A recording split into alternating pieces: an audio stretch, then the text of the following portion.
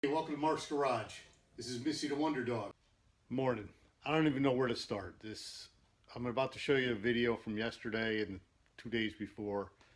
Things have gone from bad to worse to even worse. So let me just get into what's going on, a recap, and then I'll show you the video. Hopefully it's the best way to edit it, so let me flip this around. There we go. Don't get dizzy. So I've been screwing around with the carburetor. I'm getting all sorts of good advice from people. Mike's Repair Shop. I ended up changing the needle valve on the carburetor, and then to test it, what he told me to do is, if you check the accelerator or flip the accelerator and look down the barrel, you should see gas squirting out, which I don't, which tells me the carburetor is bad, or not bad. Whatever I did to it isn't right. Probably rebuilt it wrong in the previous video. That's fine, whatever. So I had it idling, for like 30 seconds at a time, not even. But I figured about time to put some water in the radiator. I fill the radiator, water starts pouring out the water pump. So now I'm on the hunt for a water pump. Fine, no big deal. So I did a compression test yesterday.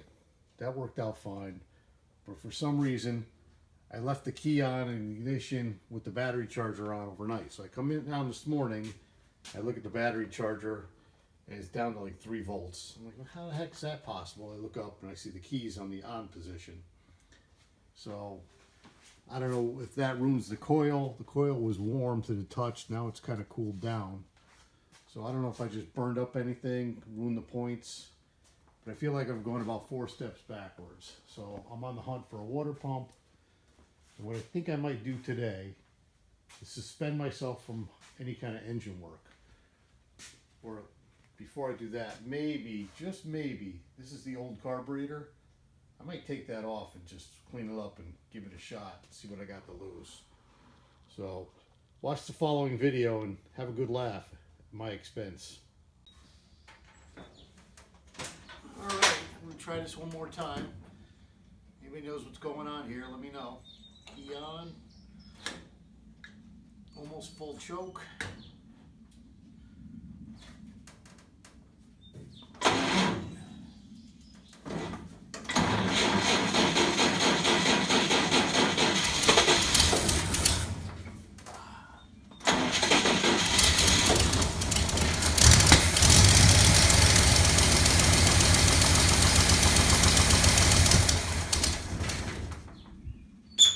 It just keeps cutting out.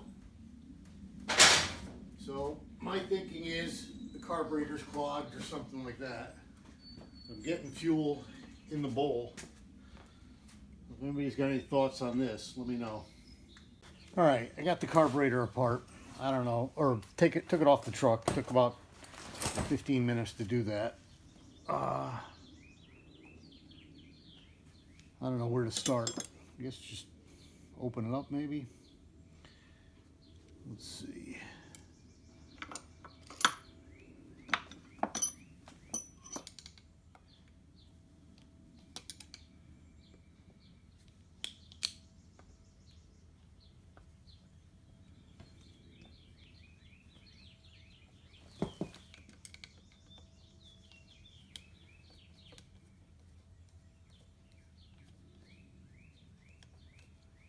There's like 6 bolts to crack open the top here. Take a peek in the bowl, see what's going on.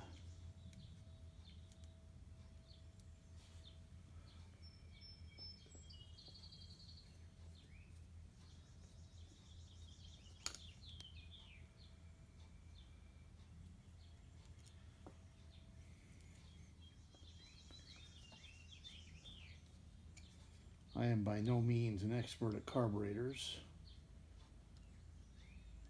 Actually, I'm an expert at nothing. Absolutely nothing.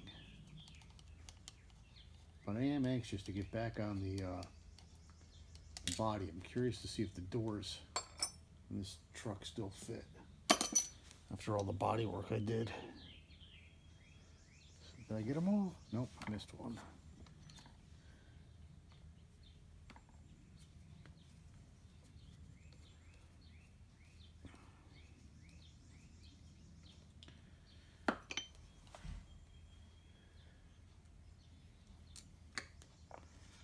Let's see. That off. Careful with that gasket.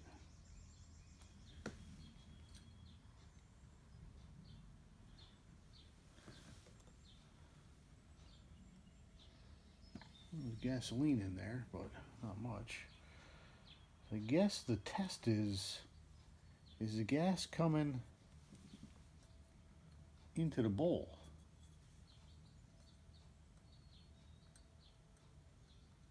That don't look right. I don't know if you can see that, but I believe the pin is supposed to drop down, and to me it looks stuck. So I am going to pop the bowl off. I remember how. I believe this pin pulls through, pushes through.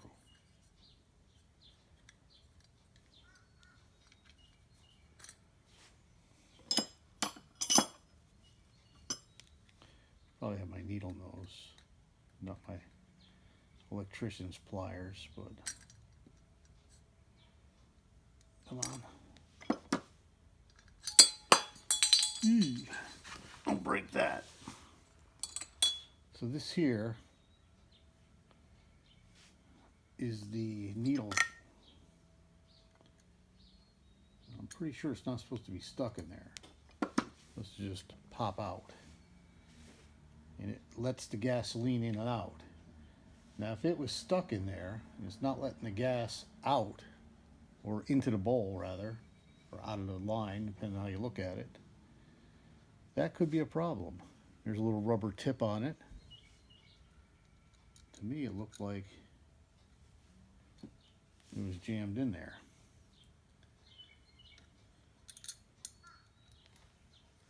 You think it's supposed to go up and down with the, yeah, see, to me it looks stuck. Give it a good push. You know what I'm going to do? I don't know what I'm going to do. I'm going to look for the old one of these and see what it looks like. Stand by. Okay, so there is the original needle valve, or needle, whatever it's called. Let's see how that one works. Pull this up in here. Put that in there. And that does not stick. But does it hold back gasoline, which is what it's supposed to do. So let's just give a side by side. Yeah, see, that sticks. I wonder now, looking back, if I had just tapped on the carburetor, it would have resolved my problem.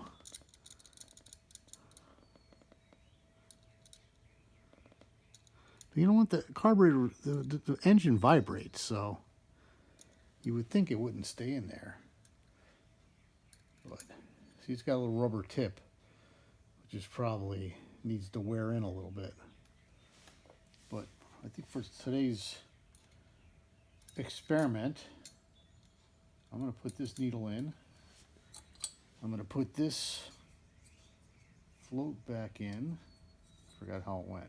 This way, I believe. Yeah, definitely this way. Oh, wait a minute. No. It was this way. And not only that, but there was a setting. All right, where's that pin? Oh, there it is. All right.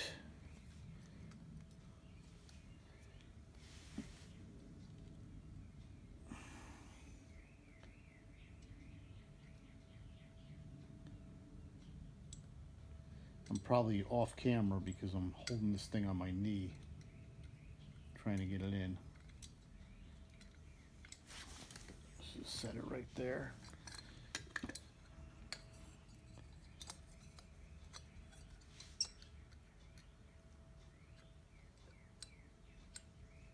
Come on.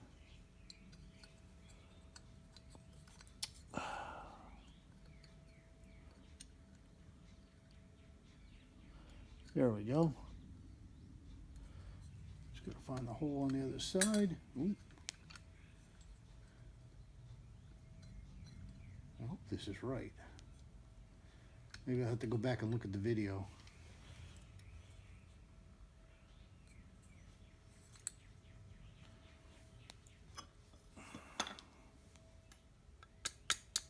There we go. That does not look right.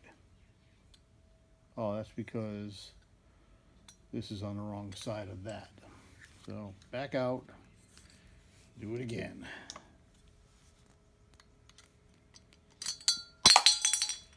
And that didn't sound good either.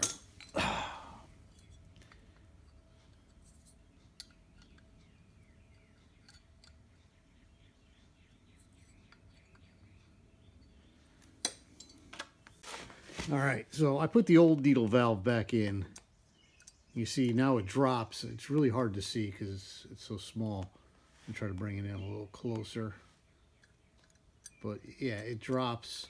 The other one was sticking.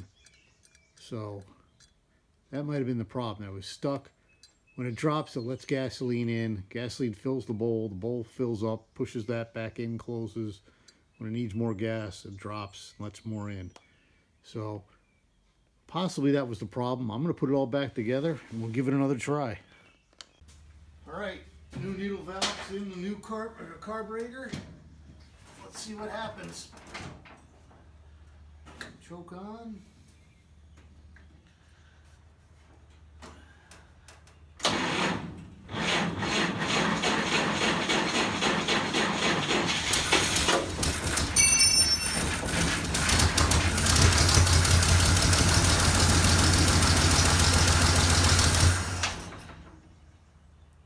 The exact same thing. Surprise. I'm not ready to give up just yet, so put more gasoline in there. Okay, now it's Tuesday afternoon. I just had to charge the battery up for a bit. I got some good feedback on the internet. Said maybe it's vacuum leaks causing the problem, so I got a vacuum gauge connected to the open vacuum port that was there. Let's see if this makes any difference. Still gonna close the choke, crack it open a little bit, pour gasoline in again.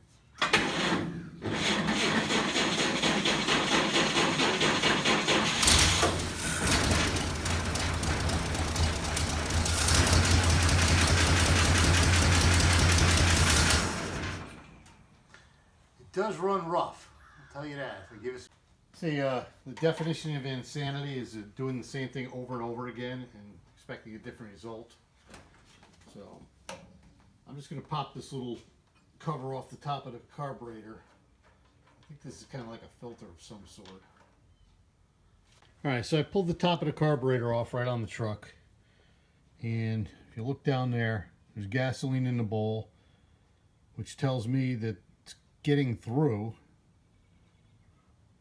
And then I'm wondering maybe that the gas has got to flow through that jet on the bottom there. That's this one right here at the end of the screwdriver. I don't know if you can see through the gasoline. Gasoline looks pretty dirty, I'll tell you that. Probably half the problem right there. But I'm going to take that out and see what happens. Take it out, clean it, and put it back in, of course. So today I had the truck idling on its own, so I figured I'd time to put some water in the radiator. And as fast as I could put it in, looks like it's coming out the water pump. So probably have to pull the radiator off, pull that water pump off, and see about replacing it. Alright, so I've been running this today a little bit at a time. It's idling for about 30 seconds. And I got a vacuum gauge connected right here. I've been, pulling it up there. It kind of reads just under normal. It says late ignition timing in the red. I don't know what that means. Do I twist it clockwise, counterclockwise? I guess I gotta get a timing light and figure it out. But until it really can idle for a long time, there's no sense in putting a timing light on it that I can figure out. But let me show you what it's doing.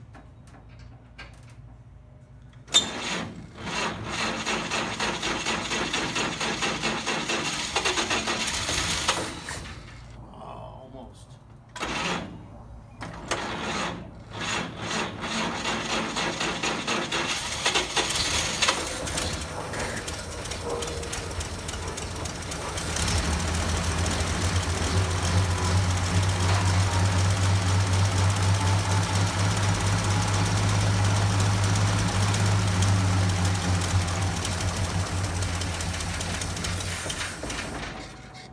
That's typical. By the time I get out to come around, it shuts itself off. But yeah, I pulled that it's late ignition timing. But I'm sure there's something else going on that it won't keep running. Shut the key off. And I'm sure it's not charging because that battery just keeps winding down. I got the charger on it. Got a digital charger, so down to 6.2 volts. The highest it goes is like 6.7 when it's fully charged. So it just drops the voltage from starting it and running the ignition. So I have no idea whether this generator works or not. The more I'm thinking about it, I should probably just convert the thing to 12 volts anyways, and that way I can get a 12 volt battery, get the starter to spin properly. I don't know. No idea what to do next. I'm gonna go play with the doors. So here's something I just noticed. It's a whole bunch of water on the floor there, dripping out of the tailpipe. So I'm guessing bad head gasket maybe? Give me your thoughts on that one. But you know what I need to do is a compression test that'll kind of tell me all that. So I've never done one. I need to do it. My kid gets home, maybe he could stomp on the starter while I take the readings. So if you made it through all that, and I'm back to where I started from, I said I was going to suspend myself from doing motor work, but I ended up putting the plugs back in, and I just can't resist to know if this motor will start again after having the coil on all night. So here goes. Let's see. The garage doors are closed, so I'm not going to run, can't run for long.